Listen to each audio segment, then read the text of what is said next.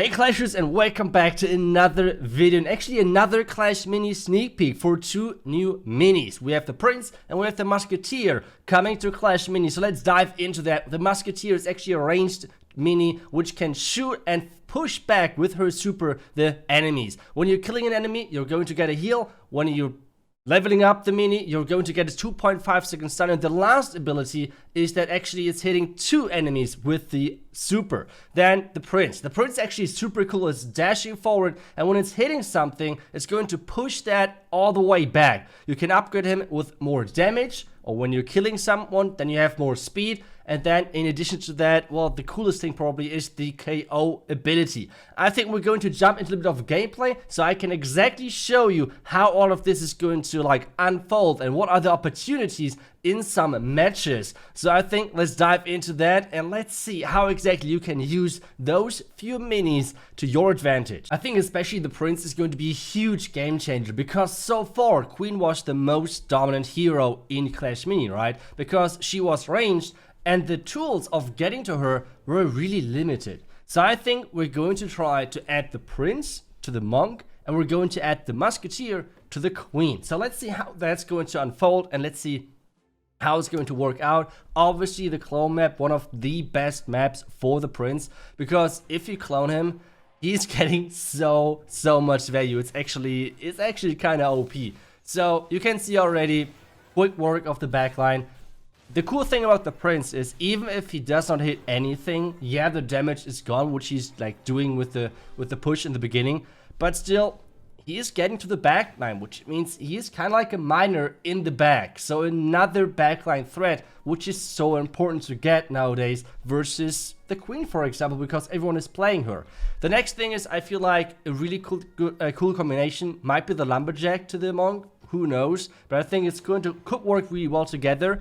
Again, using the clone fit to our advantage, I feel like the Queen cannot really get that much work out of that. And take a look at that, with the backline access of having Miner and now Prince, having two mini in the backline, obviously you can combine that with contests, and this alone is already changing the complete meta on its head, because so far everyone played Queen, right? But now with that change, so many heroes are going to be completely changed in how you play that, how you approach that. So that's something I love. But now let's get to the Musketeer. The Musketeer for 3 elixir.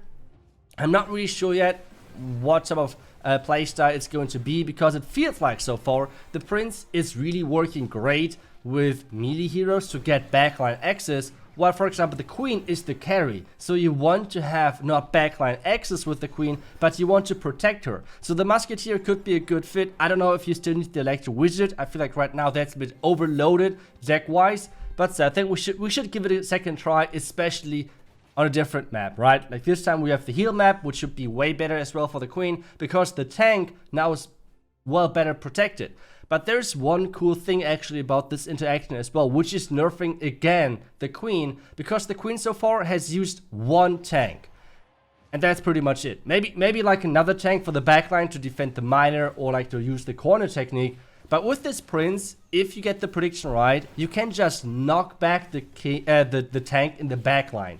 And this means there is no tanking left. On this one though, you can see the Musketeer. The cool thing about the Musketeer is that she's really tanky, which is kind of really like a second tank. In addition to this knockback which she provides, it's kind of cool actually. So the first win going to the Queen on this one.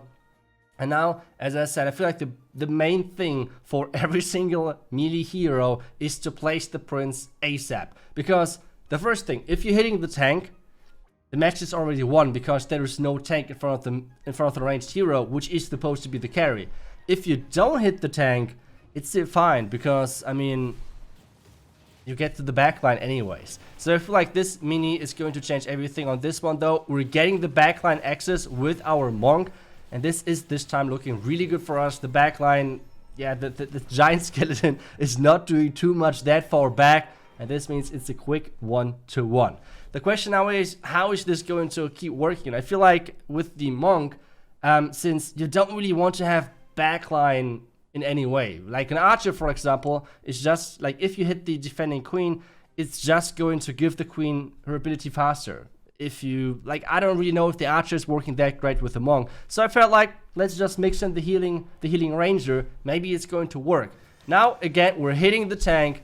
And this is most of the time already the GG, because we're getting to the damage line pretty much as soon as possible. But I think in the next round, because I'm playing against myself, so I can outmind myself, is let's try to not hit the tank and let's see what then happens. Because like so far, every single time we hit the giant skeleton with our prince, and obviously if that's going to happen, you saw the result already. But what is happening if you don't hit that tank? Like, what is happening if you, like, don't get your chance right, if you don't get the prediction right? Because then that might be a different story. So let's place and buy some things just to have something on our field. And this time, though, the healing pad is not getting used by the queen. Surprise! Now this time, though, we have the giant skeleton actually connecting with the giant bomb, and the backline of the queen is staying alive for way longer. And you can see the backline with the musketeer, with the electro wizard and the queen, is just completely obliterating the entire army, entire mini army of that monk. So you can see already how important it is to hit that prince prediction and get everything right. So I think it's a really, really cool thing, a really cool mini added to the game, which has so much potential. The musketeer on the other side, so far I have not really found the best value, because let's now talk about meta and what I kind of predict is no, like the queen is not really using the prince, because with the queen you don't need the backline. Like with the queen you don't play the miner. With the queen you don't play like anything aggressive. You're playing defensive minis to protect the queen, because the queen is your carry. With the heroes, with the melee heroes on the other side, you try to have more threats, right? You try to have the prince, the miner, things which can get into the backline and get electro wizards, musketeers, or the queen out of the way. So I think it's going to be a really interesting setup of what the setups might look like. Super excited. I hope you enjoyed this small sneak peek, and I will see you guys back tomorrow for the next video. And well, until then, see ya. Bye bye.